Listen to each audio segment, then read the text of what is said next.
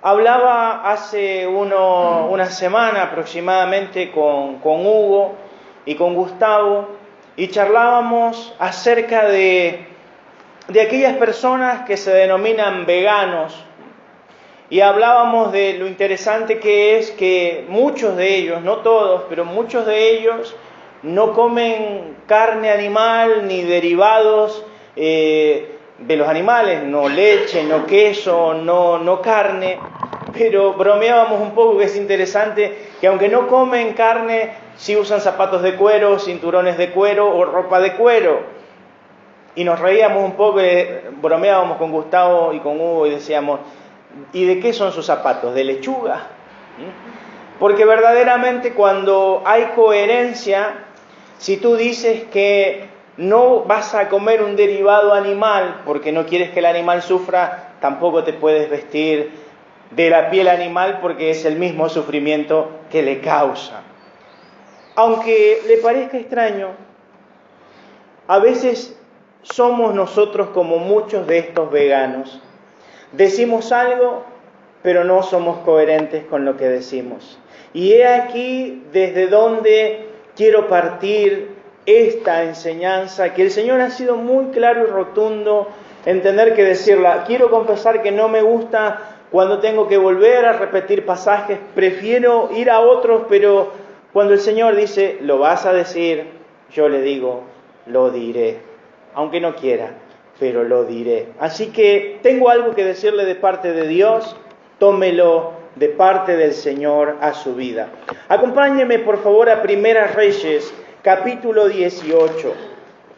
Es un pasaje que para muchos de nosotros será conocido, pero a causa de aquellos que puedan desconocerlo, permítame darle un poco de contexto.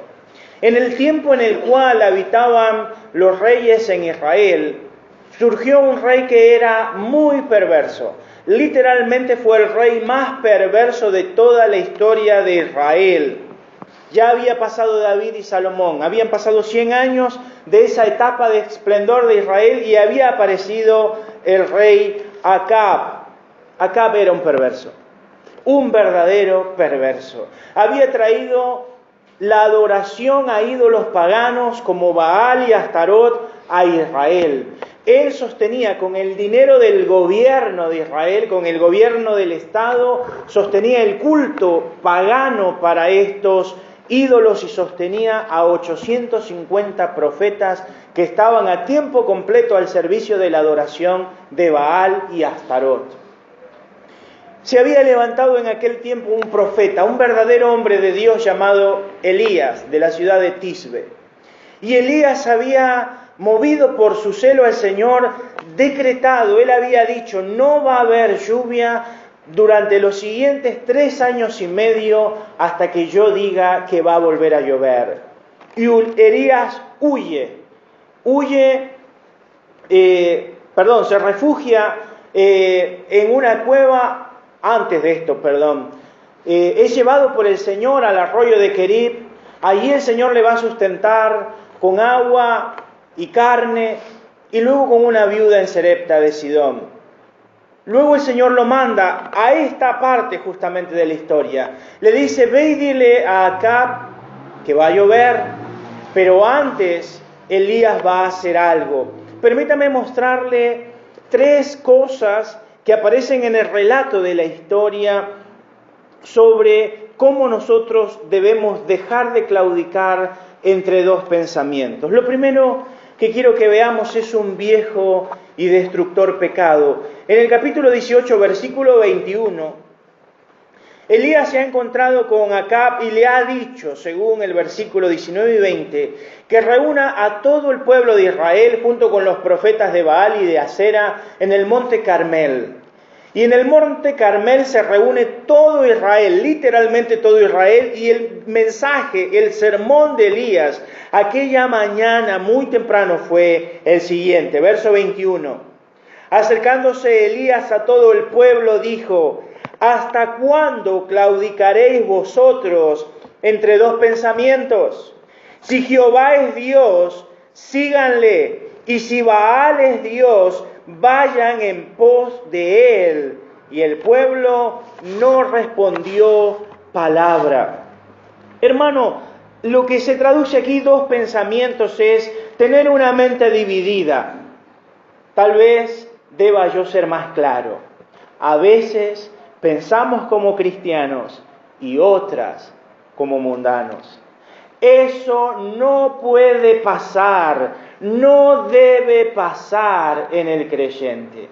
Elías les está diciendo a ellos hasta cuándo van a estar pensando de estas dos maneras diferentes. ¿Qué pasaba? El pueblo no se terminaba de decidir ni de definir. Cuando a ellos les venía bien, Jehová era Dios. Pero cuando a ellos les venía bien que Baal fuera Dios, Baal era Dios. 400 años antes de este pasaje, Josué, cruzando el Jordán, les había dicho al pueblo: decidan ustedes a quién van a servir, si a los dioses a quienes sirvieron sus padres cuando estaban en Egipto, o si van a servir a Jehová. No se atrevan a cruzar el Jordán sin tomar una decisión. O sirven a esos dioses, o servimos al Dios verdadero. No sé qué decidan ustedes, dijo Josué, pero les puedo decir cuál es mi decisión. Mi casa y yo vamos a servir a Jehová. Ustedes tomen la decisión que quieran. El pueblo en aquella ocasión, según Josué 24, decidió, dijo: no vamos a hacer tal cosa, no vamos a servir a esos dioses paganos, no vamos a servir a la idolatría, vamos a servir a Jehová. Jehová será nuestro Dios. Él nos sacó con mano poderosa de Egipto, Él va a ser nuestro Dios. Un tiempo después, Baal era Dios y Jehová no. Hermano, este gran pecado es el que aparece en Santiago capítulo 1, versículo 8. Santiago nos dice que el hombre de doble ánimo es inconstante en todos sus caminos. Usted tiene que tomar una decisión clara y rotunda. La decisión es esta: o soy cristiano o no lo soy. Hermano, parece básico en medio de una congregación donde todos nos decimos cristianos, pero permítame decirle que con quienes Elías está hablando eran hombres y mujeres que habían visto la gloria de Dios, que habían visto el poder de Dios, y sin embargo, aun cuando habían visto la gloriosa presencia de Dios guiándolos por todo el desierto, seguían diciendo: hay otro Dios aparte del Dios verdadero, Baal. Hermano, lamento decir esto, pero cuando leemos el libro de Apocalipsis, capítulo 3, versículo 15, que es el mensaje a la última iglesia que el Señor le habla, es a la séptima iglesia, la iglesia de la Odisea, la iglesia que representa la etapa final de la iglesia que se va a encontrar con el Señor. El Señor le dice a esa iglesia, por ende, a nosotros, porque si estamos tan convencidos de que nos vamos a encontrar con Jesús pronto, ese mensaje es para nosotros. El Señor le dice: conozco tus obras, sé que tú no eres ni frío ni caliente. Cuánto quisiera que fueras o lo uno o lo otro, pero eres tibio, y por cuanto eres tibio, estoy a punto de vomitarte. Es un mensaje que no queremos oír, pero permítame preguntarle: ¿no es acaso la característica de la iglesia en este tiempo la tibieza espiritual? ¿No vivimos en época de profunda tibieza espiritual? Permítame darle algunos síntomas de tibieza. La tibieza espiritual se manifiesta en congrego o no congrego. ¿Eso es tibieza espiritual? Si usted no puede estar todas las reuniones congregando fielmente, como dice la Escritura, eso es tibieza espiritual. Permítame decirle otro síntoma de tibieza espiritual: no sirvo. Si usted no sirve, usted está tibio. Porque el que tiene el corazón ardiéndole quiere servir en algún área. Eso es tibieza espiritual. Cuando no hay vida de santidad, eso es tibieza espiritual. Porque un corazón encendido por Dios lucha contra el pecado, pero cuando nos entregamos al pecado y lo naturalizamos, es un símbolo de tibieza espiritual. En resumen, la iglesia de este tiempo es una iglesia tibia. Lo peor es que es una iglesia tibia que siente que es caliente, y no lo es. Y estos tipos de mensajes no son muy famosos ni bien recibidos, pero son necesarios. Porque si no fuesen necesarios no aparecieran en la Escritura. Y el Señor le dice a la iglesia de la Odisea, arrepiéntete, porque estoy por venir y debes arrepentirte, hermano.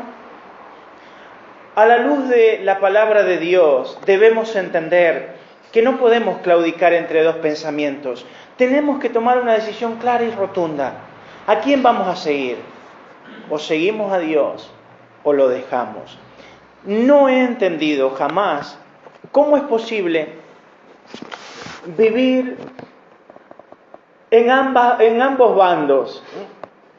Porque si hay algo que es o debiera ser verdaderamente infeliz, es estar en el bando del medio, sin tomar una decisión clara, sin decir yo soy de estos o yo soy de aquellos. Somos de ambos bandos.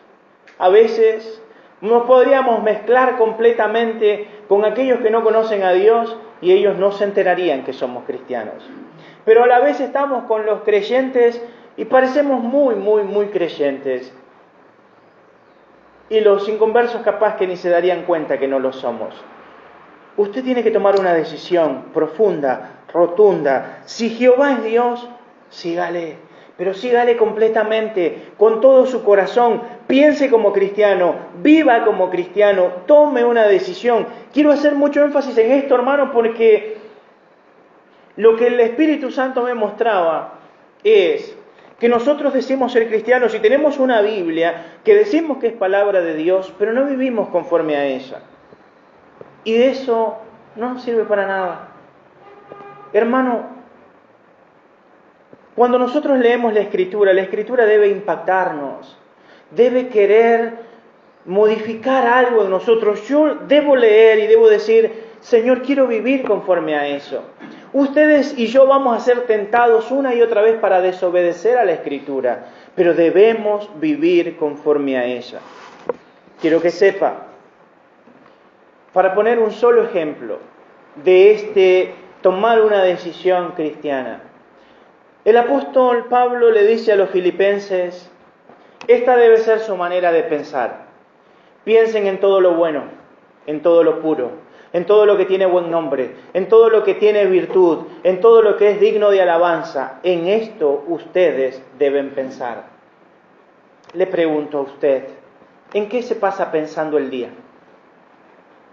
¿Qué es lo que llena su mente todos los días de la semana? ¿Cuáles son sus pensamientos? Porque si su pensamiento es plenamente negativo, si su pensamiento es completamente negativo, si usted es una de esas personas que no puede confiar ni siquiera en su mano derecha, permítame decirle, usted está pecando. Porque la Escritura nos llama y nos desafía a pensar en lo puro, en lo honesto, en lo íntegro, en lo que tiene buen nombre. Pero claro, podemos vivir como cristianos en algún momento y en otro no. Nuestra boca puede alabar el nombre de Dios, pero poco tiempo después, nuestra boca no es digna del Señor y de su nombre en nuestros labios. Hermano, si Dios es Dios, sígale. Comprométase, congregue con fidelidad, ore con fidelidad, usted sirva con fidelidad, usted sirve a Dios y no a los hombres. Lo hace para el Señor. En el caso de Elías, el mensaje fue breve. Si Dios es Dios, síganle. Y si no lo es, no lo sigan. Permítame repetir la prédica de Elías. Si Dios es Dios, permanezca, sírvale, consagre su vida. Y si no es Dios, nos vamos a dar un beso y capaz que no nos veamos más. Porque, ¿para qué perder el tiempo en seguir a alguien que no es digno de adoración? ¿Para qué usted luchar 2 días con hablar bien y cinco hablando mal.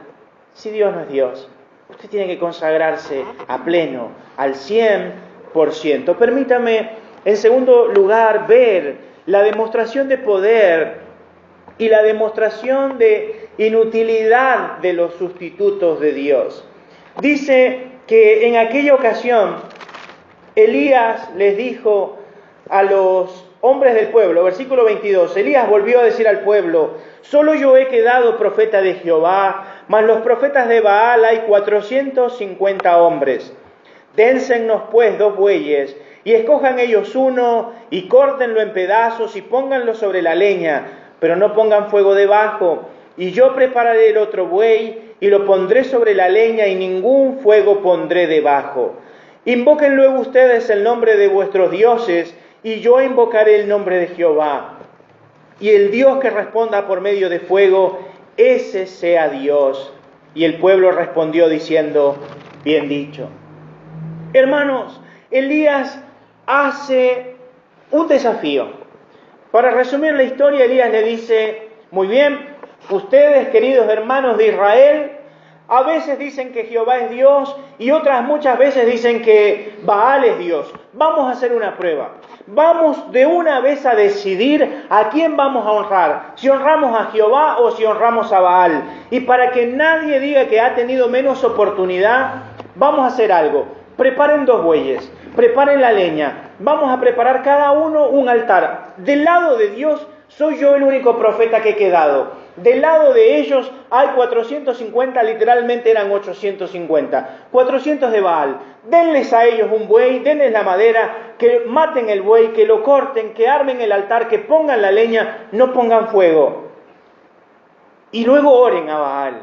Y si Baal responde por fuego, se acabó aquí mi sermón. Sirvan a Baal, porque Baal tiene poder para hacer que descienda fuego y consuma el sacrificio. Pero si Baal no responde, ustedes no pueden adorar a Baal.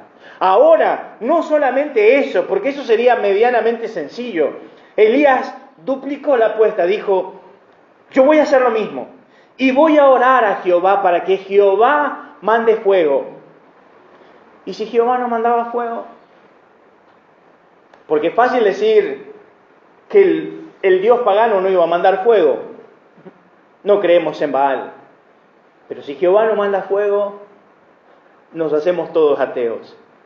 Él dijo: yo voy a orar para que Jehová responda por fuego. El que responda por fuego, ese va a ser el Dios. ¿Estamos de acuerdo? Todos dijeron: estamos de acuerdo.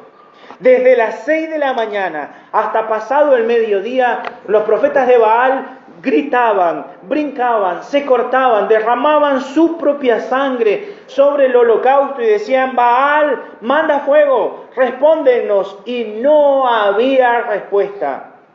Como al mediodía, Elías se burlaba de ellos. Les decía: griten más fuerte, capaz está dormido, capaz hace la siesta. Y ellos se cortaban más y sangraban abundantemente. Él les decía: capaz está de camino, capaz está llegando un poco tarde, sigan gritando un poco más, porque Dios es, y como es Dios, porque ustedes dicen que es Dios, tiene que responder por fuego. Pasada el mediodía, desde las 6 de la mañana hasta el mediodía, más de 6 horas de oración, de cortes, de ruegos, de chillidos, no hubo fuego. Baal no respondió. Elías dijo: muchachos, corten aquí, no tenemos todo el día. Por ahora, Baal no es Dios. Permítanme demostrar que Jehová es Dios. Tomó él, el altar estaba caído, restauró el altar, puso la leña, puso el sacrificio y le dijo a los muchachos: vayan y traigan 3 bidones con agua, 3 cántaros con agua. Mojen el sacrificio. Lo mojaron. Luego dijo: háganlo otra vez, mojen también la leña y las piedras. Lo mojaron. Y le dijo: vayan y háganlo una vez más. Vuelvan a mojar las piedras, la leña, el sacrificio y todo el contorno. Es más, hagan una zanja alrededor y que haya una especie de canal lleno de agua. Porque yo voy a demostrar que Jehová es Dios. Y no quiero que digan: la leña estaba caliente, la temperatura sirvió. No, mójenlo completamente. Esto es imposible que arda, a menos que Dios haga algo. Así lo hicieron. Y la Biblia nos muestra que él hizo una oración. Permítamela leerla. Versículo 36.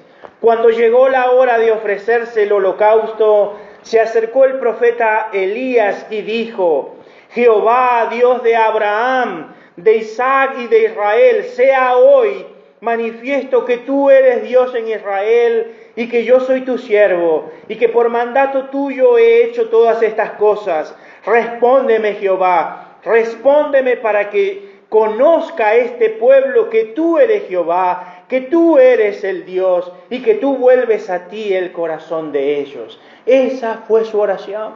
Elías le dijo: Señor, ya he hecho el sacrificio, está todo completamente empapado, te pido algo, respóndeme para que este pueblo vea tu gloria y para que este pueblo no dude nunca más que tú eres Dios.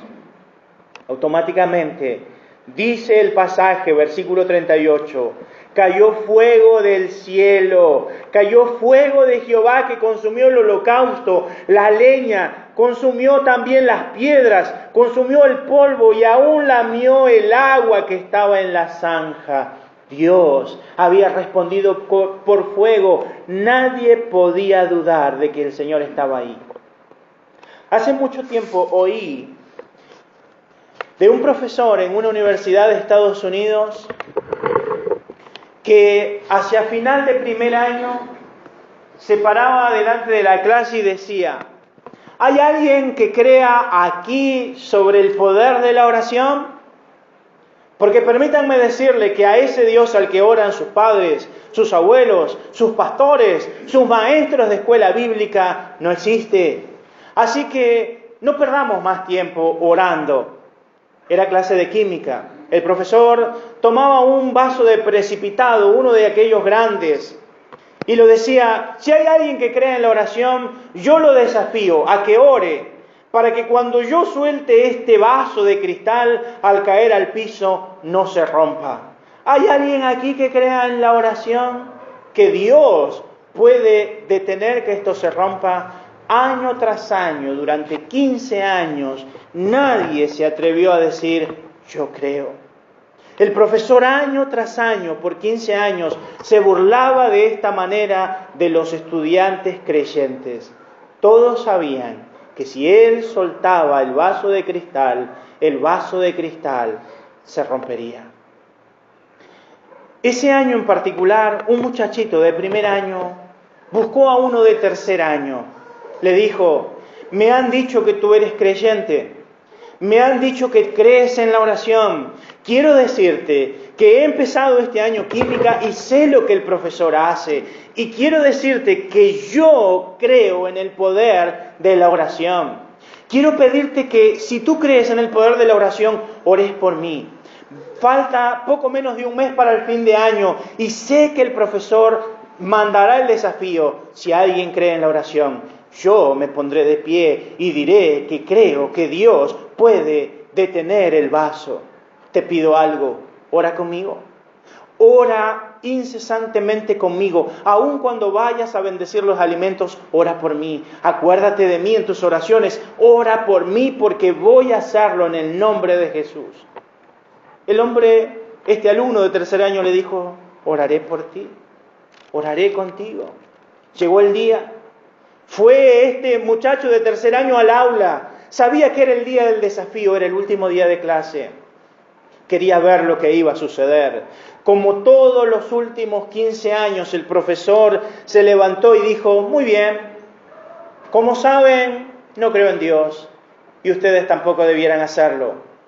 Pero si hay alguien aquí que cree en la oración, quiero desafiarlo a que ore a Dios, para que cuando yo tome este vaso y lo suelte, Dios haga que el vaso no se rompa. ¿Hay alguien aquí que todavía crea en el poder de la oración?, dijo el maestro. Y este muchacho se levantó y dijo: yo creo. El profesor dijo: vaya, qué interesante. ¿Hay alguien que todavía cree en que puede orar a Dios y que Dios puede hacer algo? Muy bien, dijo.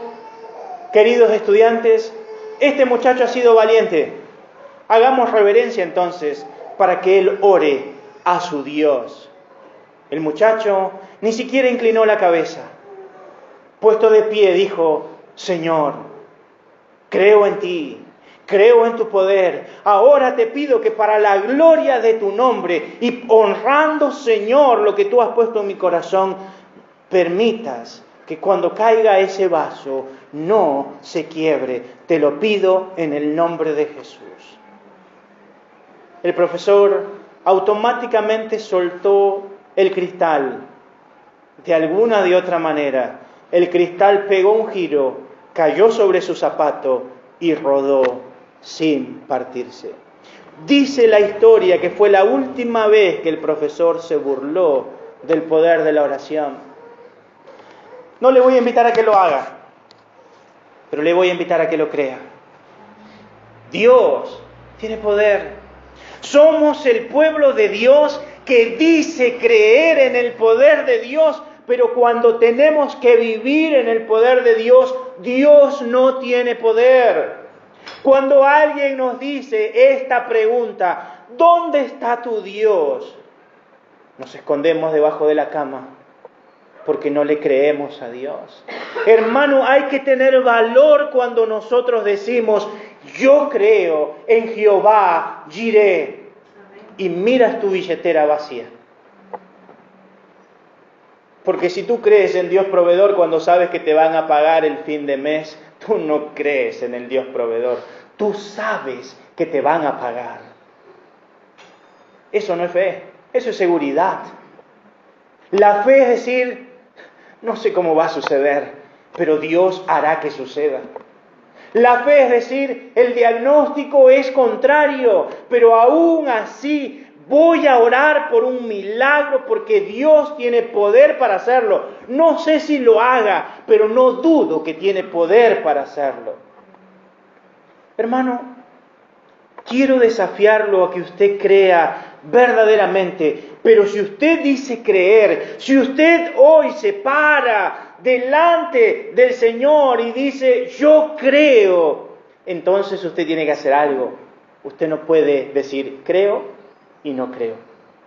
O cree o no cree. Si usted decide no creer, lo invitamos a la reserva ecológica a clases de yoga. Es divertido. Vaya. Es espectacular, no le va a doler más la espalda.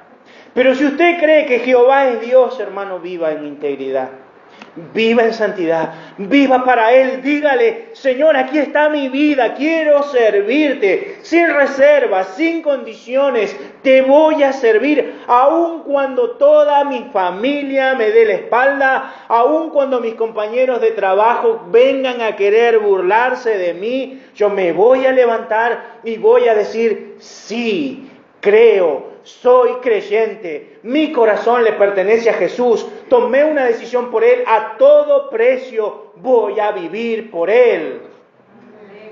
Necesitamos ser íntegros.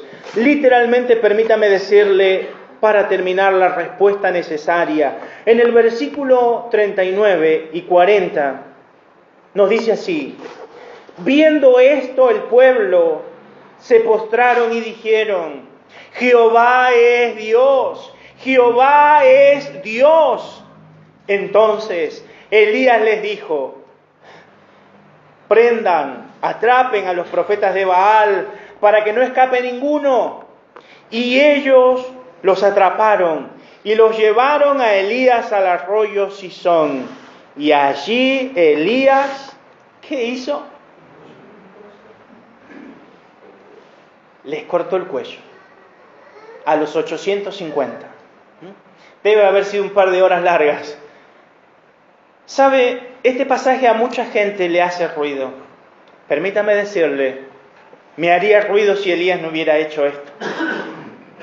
Dice la palabra del Señor en Deuteronomio capítulo 13, versículo 3 y 5,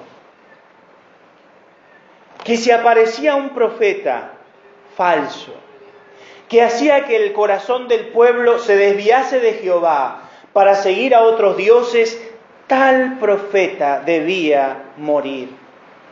No podía haber en el medio del pueblo de Israel un profeta falso que dijera: no confiemos en Jehová, confiemos en cualquier otro Dios. Si aparecía tal profeta, el mandato era, lo agarran y lo matan. Elías sabía que por 3 años y medio el culto a Baal había crecido, que los profetas de Baal tenían su sueldo. Y un día dijo, Señor, por última vez, toca el corazón del pueblo. Hazles tomar una decisión, que ellos decidan si tú eres Dios o no. Pero una vez que ellos tomen una decisión, vamos a hacer algo. Vamos a erradicar completamente la maldad de Israel. Quiero decirte algo, me lo anoté para ser literal. Tú no puedes negociar con aquello que te separa de Dios. Tú no puedes negociar con aquello que te separa de Dios. Debes saber esto. O destruyes lo que te separa de Dios, o eso te destruye a ti. Quiero ser claro y rotundo. Lo anoté para no olvidar cada una de las frases que Dios ponía en mi corazón. No puedes negociar con aquello que te separa de Dios. Debe ser destruido, porque o destruyes eso que te separa de Dios, o te destruirá a ti. Hermano, quiero que sepa que gran parte de los dolores que sufren los cristianos, gran parte de los problemas que tienen en sus hogares, gran parte de las cosas que luego les traen lágrimas y desazón, tienen que ver con seguir negociando con ciertos pecados. No queremos cortar con ellos. Queremos andar en ambos pensamientos. Jehová es Dios cuando necesito su bendición, pero el pecado está bueno cuando el pecado es divertido. Hermano, el pecado no puede ser parte de su vida. Usted tiene que romper con el pecado. Usted tiene que decir, no lo vuelvo a hacer. Tomo la decisión a cualquier precio de decir, no lo vuelvo a hacer.